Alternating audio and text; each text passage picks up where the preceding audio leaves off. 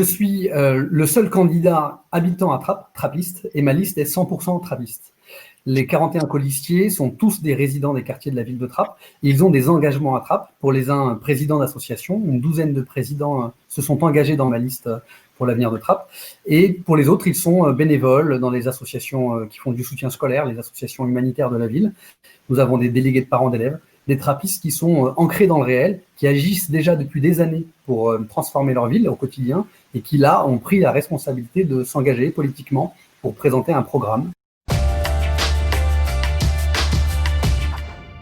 Nous considérons que la ville de Trappes a été beaucoup trop bétonnée ces dernières années.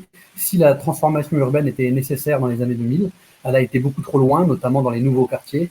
Et nous constatons qu'y compris dans les zones pavillonnaires, les quartiers sont grignotés par le béton et des bâtiments remplacent les petits pavillons. Il sera temps de cesser la bétonisation. C'est un des engagements forts de notre équipe. Et au sein de notre programme, nous avons mis une priorité, le verdissement de nos squares, la création d'aires de jeu de proximité, pour que les familles puissent s'épanouir dans un espace qui ne soit pas encerclé par le bitume et le béton d'autre part. Donc c'est une caractéristique de notre équipe. La première chose que je ferais, c'est de réunir les directeurs d'école de Trappes pour renouer une relation de confiance avec ces directeurs et ces directrices.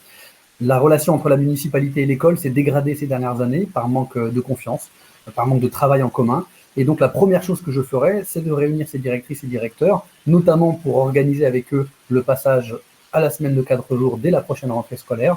Ça supposera évidemment que nous travaillons main dans la main pour assurer la continuité éducative que l'on doit à nos enfants, faire en sorte que le passage aux 4 jours soit accompagné d'un projet périscolaire ambitieux, notamment pour le mercredi matin, et également que nous puissions mettre en œuvre dès le mois de septembre l'heure d'études gratuite après l'école, qui permettra aux enfants de rentrer à la maison en ayant fait leurs devoirs, accompagnés par des enseignants volontaires salariés par la ville sur ce temps de travail et par des animateurs diplômés sélectionnés par la ville de Trappes.